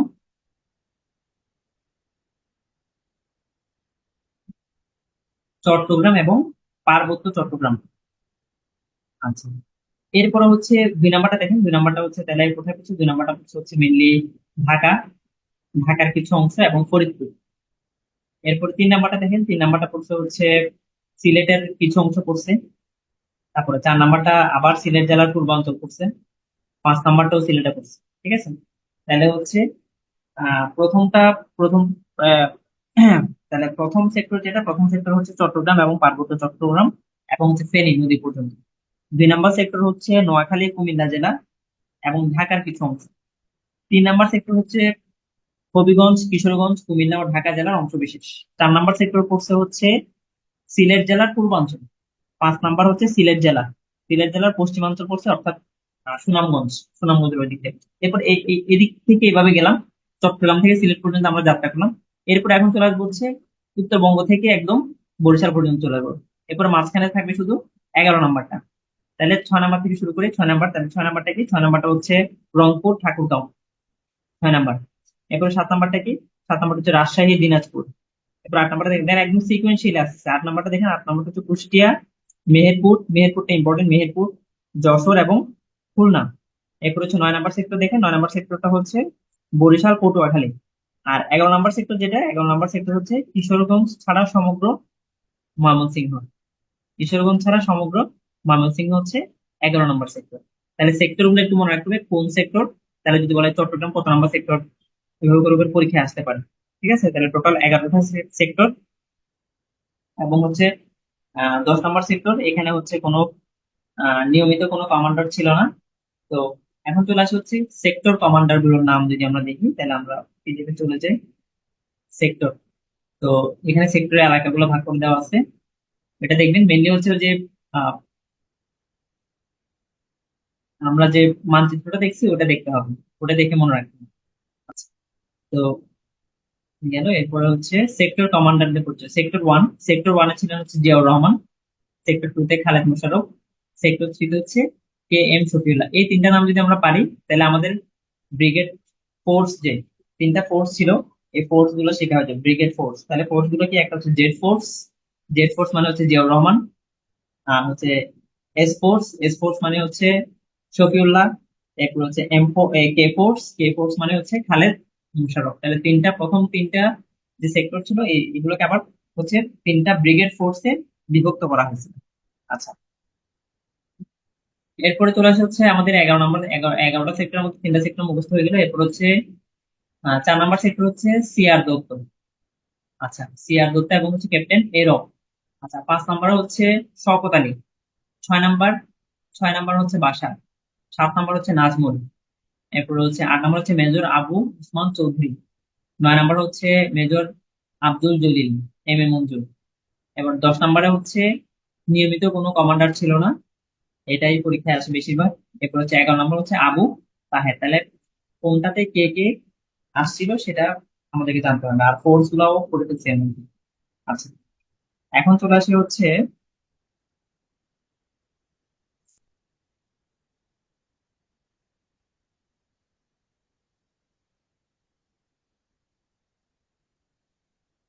মুক্তিযুদ্ধের সম্মানসূচক যে খেতাব। তো এখানে খেতাবের মধ্যে হচ্ছে আগে যেটা ছিল যে বীর উত্তম 68, বীর বিক্রম 175, বীর প্রতীক 426। তো এখানের মধ্যে হচ্ছে একটু চেঞ্জ আসছে, সেটা হচ্ছে 15 আগস্ট জাতির পিতা আহ মুজিবুর রহমানের হচ্ছে আহ অন্যদের হত্যা মামলায় আত্মস্বীকৃতি খুনি 4 জনের খেতাব বাতিল করছে। যেহেতু বাতিল করছে, এটা তাই এখনো বাতিলই আছে। তো আমাদেরকে বাতিল হিসেবেই হচ্ছে পড়তে হবে আর কি। আচ্ছা, তাহলে এখন দেখেন, এখন হচ্ছে টোটাল বীরশ্রেষ্ঠ হচ্ছে 7 জন, বীর উত্তম 67 জন, বীর বিক্রম 174 জন, বীর প্রতীক 426 জন। তাহলে এখান থেকে 2 জন বাতিল, এখান থেকে একজন, এখান থেকে একজন, টোটাল 4 জন বাতিল। তো টোটাল 600 জন খেতাবপ্রাপ্ত। খেতাবপ্রাপ্ত মুক্তিযুদ্ধের সংখ্যা হচ্ছে 672 জন, একটু মনে রাখতে হবে। আচ্ছা। তো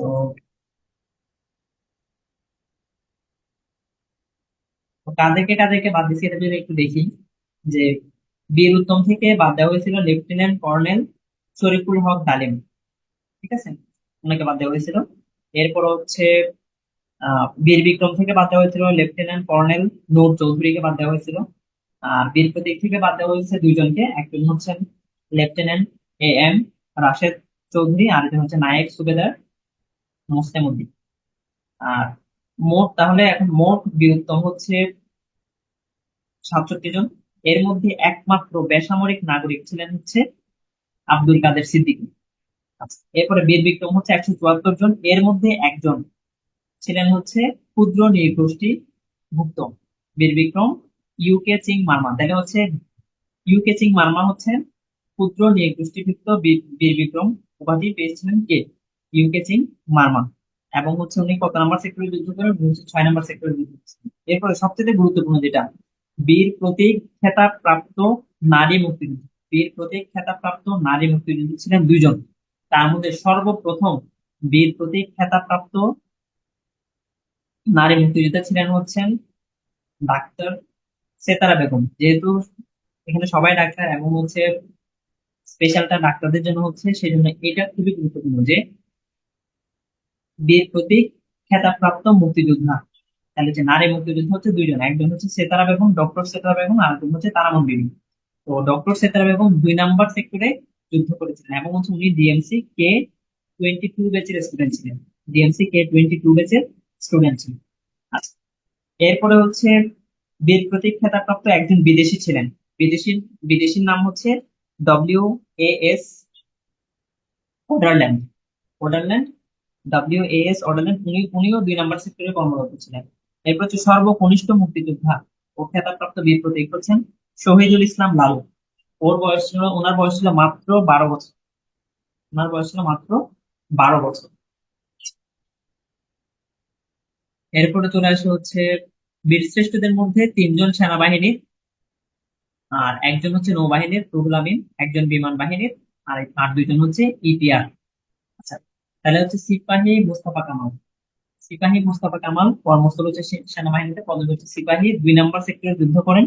আমাদের জন্য হচ্ছে বীরশ্রেষ্ঠ গুলো একটু গুরুত্বপূর্ণ। 2 নম্বর সেক্টরে যুদ্ধ করেন এবং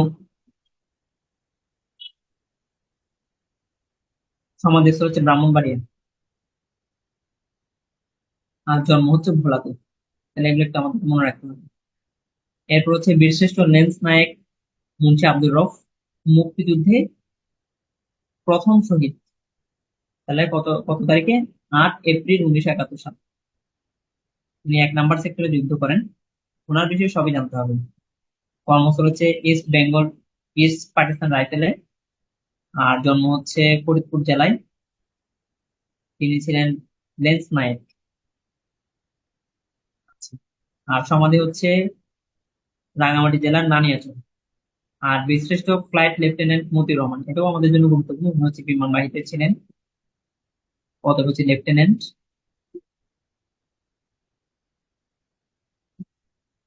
উনি যেই প্রশিক্ষণ বিমানটা ছিনতাই করে নিয়ে যাচ্ছিলেন তার নাম হচ্ছে P-33 প্রশিক্ষণ বিমান। ছদ্মনাম ছিল ব্লু বার্ড। এটা পরীক্ষায় আসে, ব্লু বার্ড। তো 2006 সালে 23 জুন বীরশ্রেষ্ঠ ফ্লাইট লেফটেন্যান্ট মতিউর রহমানের দেহ অবশেষ পাকিস্তান হতে বাংলাদেশে ফিরিয়ে আনা হয় এবং হচ্ছে 25শে জুন মিরপুর বুদ্ধিজীবী কবরস্থানে তাকে পুনরায় দাফন করা হয়। আচ্ছা, এরপর লেন্স নায়ক হচ্ছে নূর মোহাম্মদ শেখ। তিনি হচ্ছে কত নাম্বারে? 8 নম্বর সেক্টরে যুদ্ধ করেন। তাহলে কে কত নাম্বার সেক্টরে যুদ্ধ করছে এটা খুবই গুরুত্বপূর্ণ। এরপরে চলে আসেন হচ্ছে সিপাহী হামিদুর রহমান, 4 নম্বর সেক্টরে যুদ্ধ করেন। তিনি হলেন সর্বকনিষ্ঠ বীরশ্রেষ্ঠ মুক্তিযোদ্ধা। তাহলে সর্বকনিষ্ঠ বীরশ্রেষ্ঠ মুক্তিযোদ্ধা হচ্ছেন বীরশ্রেষ্ঠ সিপাহী হামিদুর রহমান। আচ্ছা, স্কোয়াড্রন ইঞ্জিনিয়ার রুহুল আমিন, তিনি হচ্ছে নৌবাহিনীতে ছিলেন। তিনি 2 নম্বর এবং 10 নম্বর সেক্টরে যুদ্ধ করেন। আর ক্যাপ্টেন জাহাঙ্গীর, বাড়ি হচ্ছে বরিশাল, 7 নম্বর সেক্টরে যুদ্ধ করেন। বীরশ্রেষ্ঠদের মধ্যে সর্বশেষ শহীদ হন। আচ্ছা। তো একমাত্র আদিবাসী বীর, বীর প্রতীক, আমরা এটা করছি ইয়ে যে ইউকে চিং মার্মা, বীর প্রতীক খেতাবপ্রাপ্ত মহিলা ক্যাপ্টেন সেতারা বেগম, তিনি 2 নম্বর সেক্টরে যুদ্ধ করেন। তারামন বিবি আরেকজন হলেন তারামন বিবি, উনি 11 নম্বর সেক্টরে যুদ্ধ করেন। কাকন বিবি তিনি মুক্তি বেটি নামে পরিচিত, আদিবাসী নারী মুক্তিযুদ্ধে 5 নম্বর সেক্টরে যুদ্ধ করেন। তো উনি খেতাব দেওয়ার কথা ছিল, কিন্তু ওটা মনে হয় নাই। সর্বকনিষ্ঠ খেতাবপ্রাপ্ত মুক্তিযোদ্ধা শহীদুল ইসলাম, বয়স ছিল 12 বছর। বিদেশি ডাব্লিউ এস ওডারল্যান্ড, ওগুলো আমরা পড়ছি। এবং তিনি জন্মগ্রহণ করেন হচ্ছে নেদারল্যান্ড, নেদারল্যান্ড। এবং প্রকৃতপক্ষে তিনি অস্ট্রেলিয়ার নাগরিক ছিলেন। আচ্ছা। মুক্তিযুদ্ধে বিদেশি শহীদ ফাদার মারিও ব্যারেনজি। এরপরে হচ্ছে স্বাধীনতা সম্মাননা, এগুলো এগুলো তেমন একটা দরকার নেই। এরপরে চলে আসেন হচ্ছে বুদ্ধিজীবী হত্যা। তাহলে বুদ্ধিজীবী হত্যা 14 ডিসেম্বর 1971 সালে, এবং বুদ্ধিজীবী হত্যা দিবস পালন করা হয় হচ্ছে 14 ডিসেম্বর, এটা আমরা সবাই জানি। আর ভারত পাকিস্তানের বিরুদ্ধে যুদ্ধ ঘোষণা করে 3 ডিসেম্বর 1971 সালে। দেশের প্রথম শত্রুমুক্ত জেলা হচ্ছে যশোর, এটা পরিচিত বলতে। এবং সেটা কখন? 6 ডিসেম্বর শত্রুমুক্ত হয়। আর বাংলাদেশ জয়লাভ করে কখন, এটা আমরা সবাই জানি, 16 ডিসেম্বর এবং বৃহস্পতিবার। তাহলে 1952 সালের 21 ফেব্রুয়ারি ছিল বৃহস্পতিবার, 1971 সালে 16 ডিসেম্বর বৃহস্পতিবার। আত্মসমর্পণ অনুষ্ঠান, এখানে হচ্ছে পাক বাহিনীর প্রধান ছিলেন লেফটেন্যান্ট জেনারেল আমির আব্দুল্লাহ খান নিয়াজি। রেসকোর্স ময়দানে 13,000 সৈন্য নিয়ে আত্মসমর্পণ করেন। সম্মিলিত মিত্র বাহিনীর প্রধান ছিলেন হচ্ছে লেফটেন্যান্ট জেনারেল জগজিৎ সিং অরোরা। এবং বাংলাদেশের পক্ষে যোগদান করেন গ্রুপ ক্যাপ্টেন A.K. খন্দকার। এরপরে চলে আসছে হচ্ছে কনসার্ট ফর বাংলাদেশ, এটা খুবই গুরুত্বপূর্ণ। এটা হচ্ছে কনসার্ট ফর বাংলাদেশ অনুষ্ঠিত হয়েছিল 1 আগস্ট, তারিখটা ইম্পর্টেন্ট, 1 আগস্ট 1971 সালে নিউ ইয়র্কের মেডিসন স্কোয়ার। এবং এখানে যে গায়ক ছিলেন হচ্ছে জর্জ হ্যারিসন।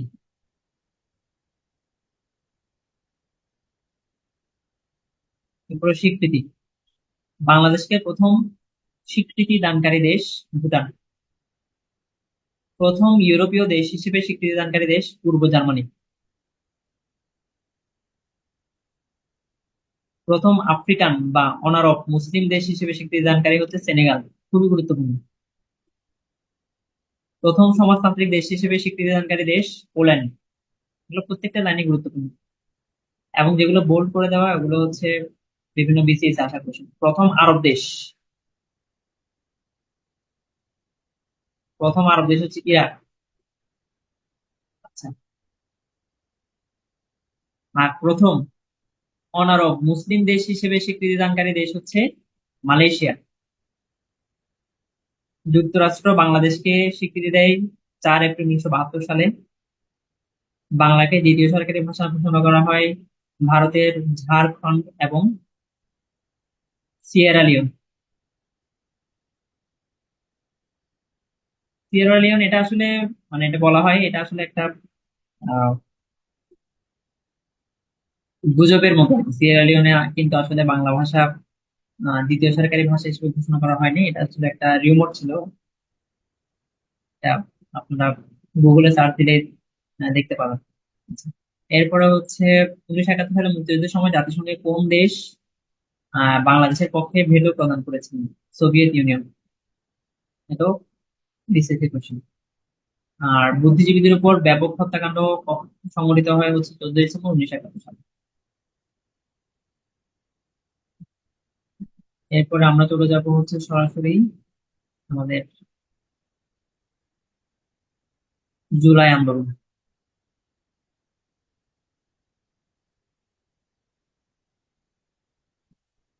তো জুলাই আন্দোলন বা জুলাই গণ অভ্যুত্থান আসলে সূচনা কিভাবে হয়েছিল? যে সরকারি চাকরিতে, আপনারা সবাই জানেন যে 2018 সালে হচ্ছে সরকারি চাকরিতে হচ্ছে যে কোটা ছিল, 56% যে কোটা ছিল সেটাকে হচ্ছে বাতিল করে দেওয়া হয়েছিল। পরে আহ 5 জুন 2024 সালে, 5 জুন 2024 সালে সরকারি চাকরিতে প্রথম ও দ্বিতীয় শ্রেণীর মুক্তিযুদ্ধ কোটা পদ্ধতি বাতিলের সিদ্ধান্ত অবৈধ ঘোষণা করে হাইকোর্ট। এখানেই মেন সূত্রটা। এরপরে হচ্ছে সবাই হচ্ছে মানববন্ধন শুরু করে। এরপরে হচ্ছে 1 জুলাই বৈষম্য বিরোধী ছাত্র আন্দোলনের নামের একটা সংগঠন সৃষ্টি হয়। তাই প্রথম বৈষম্য বিরোধী ছাত্র আন্দোলন নামের সংগঠন সৃষ্টি হয় কত কত তারিখে? 1 জুলাই। এরপর হচ্ছে 16 জুলাই মঙ্গলবার, এখানে কিন্তু বারগুলো সমান লেখা না, এগুলো কিন্তু পরীক্ষা আসবে। এরপরে দেখেন 16 জুলাই মঙ্গলবার আপিল বিভাগের লিভ টু আপিল করা হয়। সারা দেশে দিনভর ব্যাপক বিক্ষোভ ও সংঘর্ষ হয়। সব বিশ্ববিদ্যালয়, মাধ্যমিক বিদ্যালয় বন্ধ করা হয়। আচ্ছা,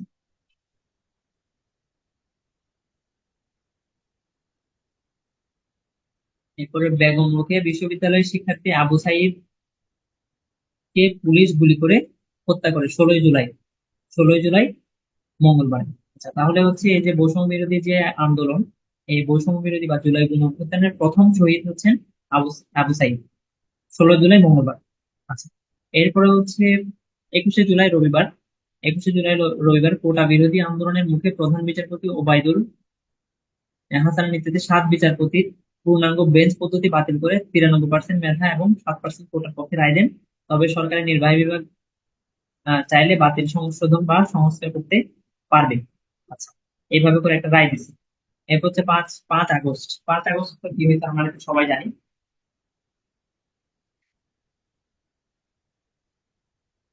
লং মার্চ টু ঢাকা। তো রাষ্ট্রপতি মোহাম্মদ শাহাবুদ্দিনের কাছে শেখ হাসিনা পদত্যাগ পত্র জমা দেন 5 আগস্ট, সোমবার। খুবই গুরুত্বপূর্ণ একটা ইভেন্ট। এবং হেলিকপ্টারে আহ দেশ ছাড়েন। আচ্ছা, সেনাপ্রধান জেনারেল ওয়াকারুজ্জামান অন্তর্বর্তীকালীন সরকার গঠনের ঘোষণা দেন। এরপরে চলে আসে হচ্ছে আমাদের প্রধান উপদেষ্টা, অন্তর্বর্তী সরকারের প্রধান। প্রধান উপদেষ্টা হচ্ছে ডক্টর মোহাম্মদ ইউনূস। তো জন্ম হচ্ছে 28 জুন 1940, হাটহাজারী, চট্টগ্রাম। আচ্ছা, তো শিক্ষা জীবন হচ্ছে তিনি ঢাকা বিশ্ববিদ্যালয়ের অর্থনীতি বিভাগের ছাত্র ছিলেন। এটাই গুরুত্বপূর্ণ। এরপরে হচ্ছে কর্মজীবন এবং হচ্ছে 1974 সালে দুর্ভিক্ষকে খুব কাছ থেকে প্রত্যক্ষ করার পর ইউনূস দারিদ্র দূরীকরণে সক্রিয়ভাবে অংশ নেন এবং তার অর্থনীতি বিভাগের একাডেমিক প্রোগ্রাম অংশ হিসেবে গ্রামীণ গ্রামীণ অর্থনীতি কর্মসূচি চালু চালু করেন। আচ্ছা। হুম। এরপর নিজে গরিব মানুষের, এই যে ইম্পর্টেন্ট, নিজে গরিব মানুষের ঋণের জামিনদার হয়ে স্থানীয় জনতা ব্যাংক থেকে তার প্রকল্পের মাধ্যমে জোবরা গ্রামের গরিব মানুষদের ঋণ দেওয়া শুরু করলেন 2 অক্টোবর 1983। তার এই বিকল্প পূর্ণাঙ্গ ব্যাংকে রূপান্তরিত হয়, যার নাম হয় গ্রামীণ ব্যাংক। আচ্ছা,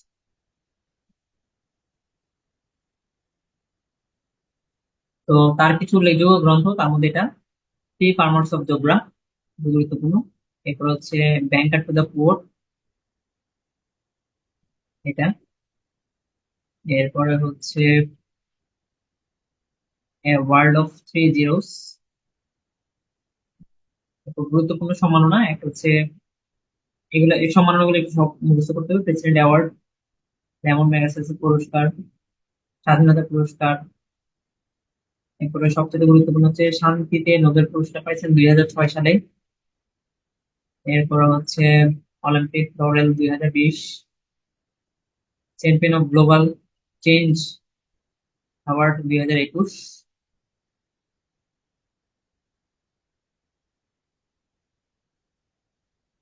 আর যে ক্ষুদ্র ঋণ বা সামাজিক ব্যবসার মডেল পৃথিবীর 40টি দেশের বেশি দেশে 130টি বেশি প্রতিষ্ঠান ধারণ করে চলেছে। আচ্ছা, আহ মোহাম্মদ ইউনূস এবং তার প্রতিষ্ঠান গ্রামীণ ব্যাংক যৌথভাবে 2006 সালে নোবেল পুরস্কার, আহ, শান্তিতে নোবেল পুরস্কার লাভ করেন। তিনি বাংলাদেশি হিসেবে এই পুরস্কার লাভ করেন।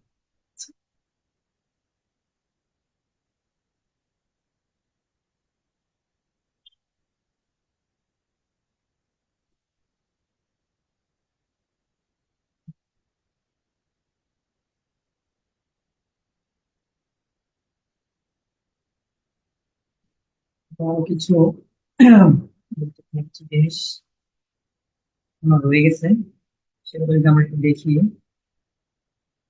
আমাদের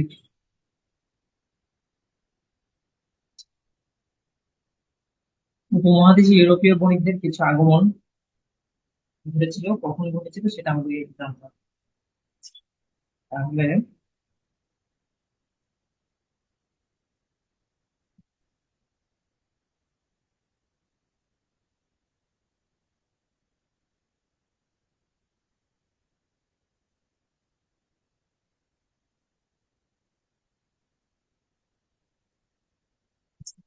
তাহলে প্রথম প্রথম ইউরোপীয় বণিকদের আগমন হয়েছিল কারা? পর্তুগিজ, এরপর হচ্ছে ইংরেজ, এরপর নেদারল্যান্ডস, এরপর ডেনমার্ক, এরপর হচ্ছে ফ্রান্স। তো পর্তুগিজরা যে নামে পরিচিত ছিল ফিরিঙ্গি, ইংরেজরা ইস্ট ইন্ডিয়া কোম্পানি নামে, নেদারল্যান্ডসরা ডাচ বা ওলন্দাজ নামে, ডেনমার্কের ডিনেমার নামে, আর ফ্রান্সরা ছিল ফরাসি নামে পরিচিত ছিল। আর বাংলায় প্রথম কুঠি স্থাপন করেন, বাংলায় কুঠি, তাহলে বাংলায় থাকে ভারতে থাকে, তাহলে বাংলায় কুঠি স্থাপন করেন হচ্ছে পর্তুগিজরা হুগলিতে, আর ইংরেজরা করে হরিপুরে। আচ্ছা।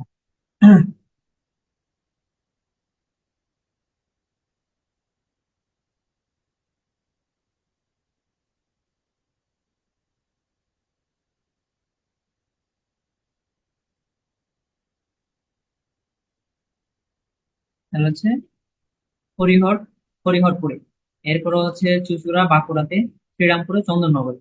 আর তোমাদের আগমন এখানে সালগুলো দেওয়া আছে, সব সাল লাগবে না, শুধু ইংরেজদেরটা মনে রাখতে হবে, বাংলায় কখন এবং হচ্ছে ভারতে কখন। আচ্ছা, তো এখানে হচ্ছে প্রশ্নটা এভাবে আসতে পারে যে পর্তুগিজরা প্রথম বাংলায় প্রথম কুঠি স্থাপন করেন হচ্ছে কোচিনে, আর সরি ভারতে হচ্ছে কোচিনে, আর বাংলায় বললে তখন আসলে হবে হুগলিতে। ইংরেজদেরটা সবচেয়ে গুরুত্বপূর্ণ, সেটা হচ্ছে ইংরেজরা আহ বাংলায় প্রথম কুঠি স্থাপন করেন হচ্ছে আহ হরিহরপুরে 1633 সালে। আর ভারতে প্রথম কুঠি স্থাপন করেন হচ্ছে সুরাটে 1608 সালে। এইটা মনে রাখবে, ইংরেজদেরটা একটু ভালো মতো মনে রাখবে। আর ফ্রান্সেরটা মনে রাখতে হবে, ভারতে প্রথম কুঠি স্থাপন করা হচ্ছে সুরাটে, আর বাংলার প্রথম কুঠি স্থাপন করা হচ্ছে চন্দননগর। এটা একটু মনে রাখতে হবে। আচ্ছা, এরপর হচ্ছে জনপদ তো এখন আসলে ইতিহাসের বাইরে, কিন্তু জনপদ থেকে সবসময় কোশ্চেন আসে। জনপদটা আপনারা একটু দেখে রাখতে পারেন, একটু, সেটা হচ্ছে মানে কোনটাকে কি জনপদ বলে মানচিত্র দেখে একটু মনে রাখতে হবে যে চন্দ্রদ্বীপ হচ্ছে বৃহত্তর বরিশাল, সমতট হচ্ছে বৃহত্তর কুমিল্লা নোয়াখালী, হরিকেল হচ্ছে সিলেট এবং চট্টগ্রাম, এরপর হচ্ছে বঙ্গ হচ্ছে বৃহত্তর ঢাকা, এরপর হচ্ছে বরেন্দ্র, বরেন্দ্র হচ্ছে বগুড়া পাবনা, পুন্ড্র হচ্ছে সবচেয়ে প্রাচীনতম জনপদ, তাহলে সবচেয়ে প্রাচীনতম জনপদ হচ্ছে পুন্ড্র, আর সবচেয়ে বৃহত্তম জনপদ হচ্ছে বঙ্গ। এটা মনে রাখতে হবে। আচ্ছা, এরপর হচ্ছে তাহলে হচ্ছে পুন্ড্র আন্ডারে কি কি? বৃহত্তর বগুড়া মহাস্থানগড় নামে পরিচিত ছিল, রাজশাহী, রংপুর এবং দিনাজপুর। আচ্ছা, এরপর হচ্ছে গৌড় তো হচ্ছে মালদহ, মুর্শিদাবাদ, বীরভূমি, পশ্চিম বর্ধমান ও চাঁপাইনবাবগঞ্জ। আর রাঢ়ের হচ্ছে পশ্চিমবঙ্গের দক্ষিণাংশ, বর্ধমান জেলা। এরপর হচ্ছে আরেকটা গুরুত্বপূর্ণ জিনিস, সেটা হচ্ছে বাঙালি জাতির সৃষ্টি। বাঙালি জাতির সৃষ্টি মেনলি হচ্ছে বাংলাদেশে প্রথম যে জাতির আগমন হয়েছে সেটা হচ্ছে নেগ্রিটো। নেগ্রিটো নামক নেগ্রিটো জাতির আগমন হচ্ছে 20,000 বছর পূর্বে। এরপরে আসছে অস্ট্রিক, এরপরে দ্রাবিড়, এরপর হচ্ছে ভোটচিনি। ভোটচিনিদের আগে কিন্তু আর্যরা আসছে। তো নেগ্রিটো হচ্ছে অস্ট্রিক। বাঙালি জাতির প্রধান অংশ গড়ে ওঠে হচ্ছে অস্ট্রিক থেকে, এবং কিছু অংশ দ্রাবিড় থেকে। তাহলে এই দুইটা সমন্বয়ে প্রাক আর্য বা অনার্য নরগোষ্ঠী গঠিত হয়েছে। বেশিরভাগ হচ্ছে অস্ট্রিক এবং অল্প কিছু দ্রাবিড় থেকে। আর কিছু অংশ আসছে হচ্ছে আমাদের আর্য নরগোষ্ঠী, সব মিলে হচ্ছে বাঙালি জাতি তৈরি হয়েছে, এবং এটাকে বলা হচ্ছে সংকর জাতি। এটাকে বলা হচ্ছে সংকর জাতি। তাহলে মোটামুটি আমরা ইস্ট ইন্ডিয়া কোম্পানি করছি, এরপর হচ্ছে দ্বৈত শাসন করছি, বাংলাদেশের মানচিত্রটা করছি। তারপরে চলে আসে হচ্ছে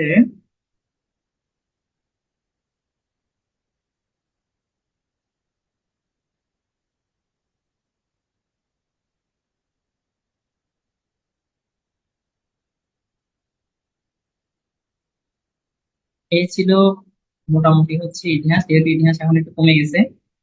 তো আপনারা মোটামুটি এগুলোই যদি ভালো মতো পড়তে পারেন, জুলাই বিপ্লব প্লাস হচ্ছে ডক্টর মোহাম্মদ ইউনূস প্লাস হচ্ছে 1757 সালের পর থেকে 1966 সালের আগ পর্যন্ত, এবং হচ্ছে 1971 সালের এপ্রিলের পরবর্তী, এই প্রশ্নগুলো যদি করতে পারি তাহলে মোটামুটি ইতিহাস থেকে প্রশ্ন যা যা আছে সবই কমন পাবো ইনশাল্লাহ। আহ, ঠিক আছে, কারো কোনো কি কোশ্চেন আছে?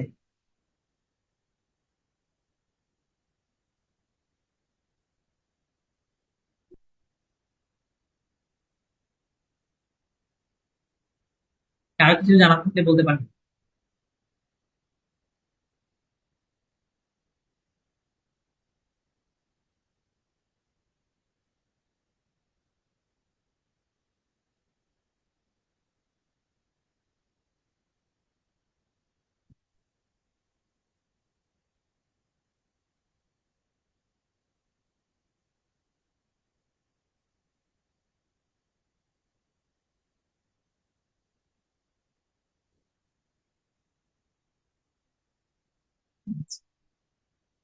দিয়ে আমরা দেখি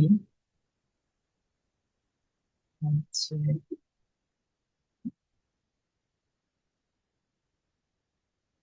এখানে হচ্ছে বিভিন্ন কোশ্চেন গুলো দেওয়া, তো কোশ্চেন গুলো আমরা একটু এগুলো তো নাই,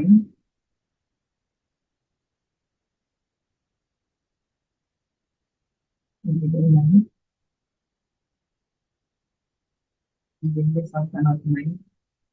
বিশাল একটা হিস্ট্রির বিশাল একটা অ্যামাউন্ট আসলে মানে বাতিয়ে দেওয়া হয়েছে, এটা আসলে দিক দিয়ে ভালোই হয়েছে, পড়াটা একটু কমে গেছে।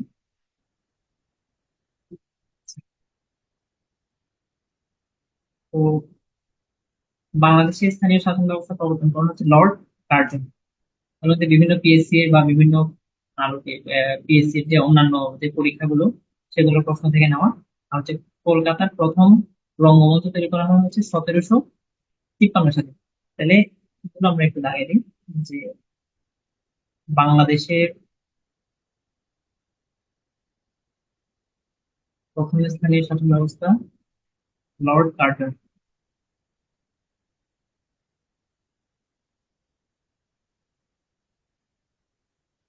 Lord Curzon.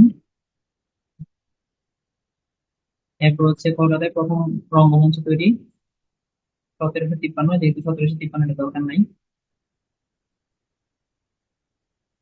হ্যাঁ, 21শে ফেব্রুয়ারি, হ্যাঁ 21শে ফেব্রুয়ারি হচ্ছে 8 ফাল্গুন, এবং হচ্ছে 12 হচ্ছে বৃহস্পতিবার। 8ই ফাল্গুন এবং 12 হচ্ছে বৃহস্পতিবার। আচ্ছা, এরপরে হচ্ছে ফকির আন্দোলনের নেতা হচ্ছে মজনু শাহ। আচ্ছা, আমরা এই আন্দোলনগুলো নিয়ে যদি একটু বলি, আন্দোলনগুলো একটু বলে দিই, এটা আসলে একটু মিস হয়ে গেছে। আন্দোলনগুলো নিয়ে একটু বলি। ব্রিটিশ সরকারের শাসন আমলে আসলে কিছু আন্দোলন হয়েছে, সেগুলো একটু বলি।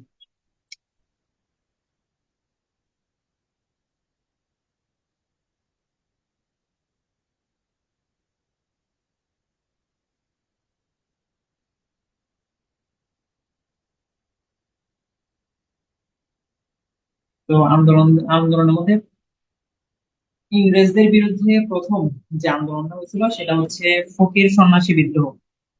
ফকির সন্ন্যাসী বিদ্রোহ। আচ্ছা, এই ফকির সন্ন্যাসীর যে বিদ্রোহ, এবং এই ফকির সন্ন্যাসী বিদ্রোহের নেতা ছিল হচ্ছে মধু সেন। এটা এতটুকু পর্যন্ত জানলেই হবে। এরপরে হয়েছিল হচ্ছে চাকমা বিদ্রোহ। এরপর হচ্ছে ফরাজি আন্দোলন। ফরাজি আন্দোলন খুবই গুরুত্বপূর্ণ, এটি ছিল ধর্মীয় সংস্কার আন্দোলন, এবং এই আন্দোলনের নেতা ছিলেন হচ্ছে হাজী শরীয়তুল্লাহ। এটা কিন্তু বিসিএস এর কোশ্চেন, যে ফরাজি আন্দোলনের নেতা ছিলেন কে? হাজী শরীয়তুল্লাহ। এরপরে হচ্ছে এই হাজী শরীয়তুল্লাহ মৃত্যুর পরে এটার নেতৃত্ব গ্রহণ করেন হচ্ছে দুদু মিয়া। এবং হচ্ছে এখানে পরীক্ষাতে একটা লাইন খুবই গুরুত্বপূর্ণ, যেটা বিসিএস পরীক্ষায় আসে বা অন্যান্য পিএসসি যে অন্যান্য পরীক্ষা সেগুলোতে আছে, সেটা হচ্ছে জমি থেকে খাজনা আদায় আল্লাহর আইনের পরিপন্থী। এটা কার ঘোষণা? দুদু মিয়া। ঠিক আছে, এটা পরীক্ষায় আসে। আচ্ছা, এরপরে হচ্ছে তাহলে ফকির সন্ন্যাসী বিদ্রোহ, চাকমা বিদ্রোহ, ফরাজি আন্দোলন। এরপরে হচ্ছে তিতুমির আন্দোলন। তিতুমির আন্দোলন ইংরেজদের বিরুদ্ধে হচ্ছে 1830 সালে প্রথম বারাসাতে ইংরেজদের বিরুদ্ধে আন্দোলন করা হয়, তা তিতুমির আন্দোলন বলা হয়। তিতুমিরের প্রকৃত নাম, এটা পরীক্ষায় আসে, তিতুমিরের প্রকৃত নাম হচ্ছে মীর নিসার আলী। মীর নিসার আলী। আচ্ছা, তো 1831 সালে লর্ড উইলিয়াম বেন্টিং কর্তৃক প্রেরিত লেফটেন্যান্ট কর্নেল স্টুয়ার্টের নেতৃত্বে পদাতিক বাহিনীর 11টি রেজিমেন্ট, কয়েকটি কামান সহ গোলন্দাজ বাহিনীর সেনাদল নিয়ে একটি শক্তিশালী বাহিনী নারিকেল বাড়ি আর বাঁশের কেল্লা আক্রমণ করে। ঠিক আছে, এই হচ্ছে দিল্লি আন্দোলন ছিল আর কি। আচ্ছা, তো এরপর হচ্ছে ইউরোপ থেকে সমুদ্রে আসার জলপথ আবিষ্কৃত হচ্ছে 1498 সালে 14ই মে আবিষ্কার করা হচ্ছে ভাস্কো দা গামা। আচ্ছা, এরপর হচ্ছে পর্তুগিজদের ফিরিঙ্গি বলা হয়, এটা আমরা জানি, আমরা পড়ছি। আর হচ্ছে লর্ড ক্লাইভ। লর্ড ক্লাইভ কিন্তু 1700 1765 সালে হচ্ছে আহ, প্রথম গভর্নর হয়েছিল। হওয়ার পরে হচ্ছে তিনি হচ্ছে 1767 সালে আমাদের দেশে চলে যান, বীর বেশে যান, কারণ উনি হচ্ছে ইস্ট ইন্ডিয়া কোম্পানির হচ্ছে গোড়াপত্তন করেন আসলে মেনলি।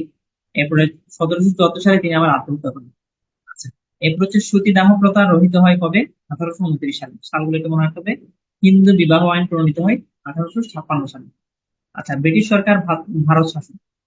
তো ভারত শাসনের মধ্যে হচ্ছে ভারতের ভাইসরয় সর্বশেষ ছিল হচ্ছে লর্ড মাউন্টব্যাটেন। আচ্ছা, এরপরে হচ্ছে এগুলো আমরা পড়ছি যে 1905 সালে বঙ্গভঙ্গ, লর্ড কার্জন। এরপরে হচ্ছে বঙ্গভঙ্গ রদ করেন হচ্ছে রাজা পঞ্চম জর্জ, এগুলো আমরা পড়ছি। এরপরে হচ্ছে বঙ্গভঙ্গ রদের সুপারিশ করেন হচ্ছে ভাইসরয় লর্ড হার্ডিঞ্জ, এটাও আমরা পড়ছি। এরপর হচ্ছে প্রথম কাগজের মুদ্রা লর্ড ক্যানিং, এটাও পড়ছি। এগুলো হচ্ছে বিভিন্ন পরীক্ষায় আসা কোশ্চেন গুলো। তো ইউরোপীয় বণিকদের মধ্যে প্রথম কে এসেছিলেন? আমরা জানি এটা পর্তুগিজ, আনসার এটা আমরা জানি। 76-এর মন্ত্র 1770, এটাও আমরা পড়ছি। তাহলে দেখেন মোটামুটি আমাদের বিসিএস এর সব পড়া শেষ। লর্ড ক্যানিং ভারত উপমহাদেশে প্রথম কোন ব্যবস্থা চালু করেন? কোন ব্যবস্থা চালু করেন?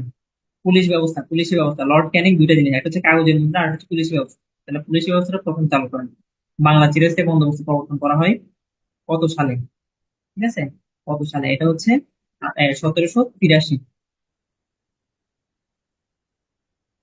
আচ্ছা, এরপরে চলে আসে হচ্ছে উপমহাদেশে বিভিন্ন বিদ্রোহ সংস্কার আন্দোলন। ব্রিটিশ শাসনের বিরুদ্ধে বাঙালিদের প্রথম বিদ্রোহ ফকির সন্ন্যাসী বিদ্রোহ, একটু আগে আমরা পড়ছি। ফকির আন্দোলনের নেতা ছিলেন হচ্ছে মজনু শাহ, সেটাও পড়ছি। সিপাহী বিদ্রোহের মাঝে হচ্ছে যে 1857 সালে যে ব্রিটিশ ইস্ট ইন্ডিয়া কোম্পানি যে আহ, ক্ষমতা হস্তান্তর করে চলে গেছিল, তার মেইন কারণ ছিল হচ্ছে সিপাহী বিদ্রোহ। তো সিপাহী বিদ্রোহটা কেন হয়েছিল? সিপাহী বিদ্রোহের মধ্যে একটা রিউমার ছড়াই গেছিল যে ওরা যে কাঠখোলসটা ব্যবহার করে এখানে হচ্ছে গরু এবং হচ্ছে শূকরের চর্বি মিশ্রিত, যাতে হচ্ছে মুসলিম এবং হিন্দুদের ধর্মটা বিনষ্ট হয়ে যায়। তো এটা নিয়ে হচ্ছে মেইনলি আন্দোলন। তো এই সিপাহী বিদ্রোহের নেতা ছিলেন হচ্ছে মঙ্গল পাণ্ডে। উনি হচ্ছে প্রথম শহীদ হন। ঠিক আছে, মঙ্গল পাণ্ডে। তাহলে সিপাহী বিদ্রোহের প্রথম শহীদ হচ্ছে মঙ্গল পাণ্ডে। আচ্ছা, এরপর হচ্ছে লাহোর প্রস্তাব গৃহীত হয় হচ্ছে 1940 সালে। আহ এরপরে হচ্ছে এ, সমসাময়িক ঘটনার মধ্যে ভারত ছাড় আন্দোলন 1942 সালে।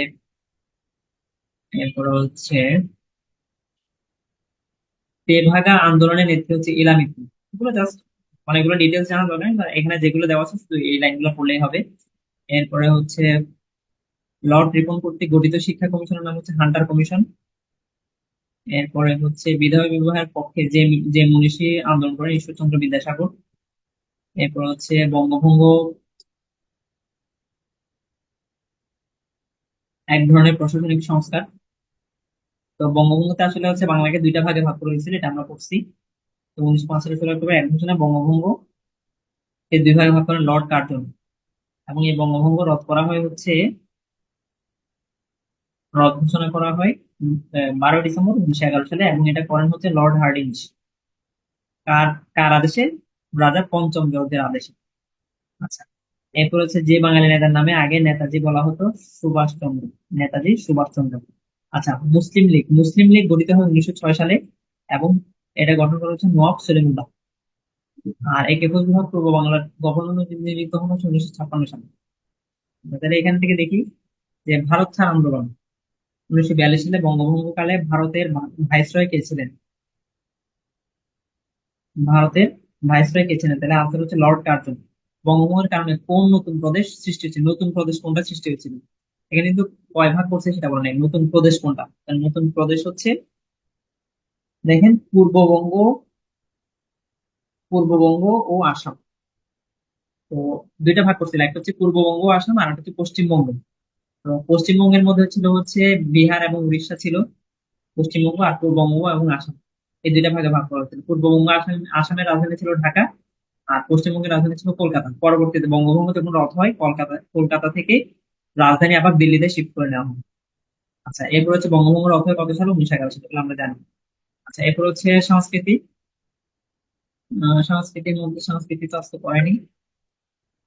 তাহলে মোটামুটি হচ্ছে এই ছিল হচ্ছে আমাদের আহ ইতিহাস। ইতিহাস এখানে যে বিগত বিসিএস এবং হচ্ছে পিএসসি অন্যান্য যে পরীক্ষা, এগুলোতে যা যা প্রশ্ন আসছে সেগুলো এখানে দেওয়া আছে, সেগুলো আপনারা করে নেবেন। প্লাস হচ্ছে আমরা পিডিএফ যেটা দাগাই সেটা দিয়ে দিব, আর হচ্ছে যে স্লাইড ছিল স্লাইডটাও দিয়ে দিব। আরো কিছু স্লাইড আমি আসলে আহ আমাদেরকে কিছু কথা যেগুলো মুখে বলছি সেগুলো কিছু স্লাইড তৈরি করে আমি 2 দিন পর দিয়ে দিব, আর এগুলো আজকে দিয়ে দিব। ঠিক আছে, সবাই ভালো থাকবেন। আশা করি আহ ভালো মতো পড়বেন এবং হচ্ছে ভালো একটা পরীক্ষা দিতে পারবেন। সবাই ভালো থাকবেন। আল্লাহ হাফিজ।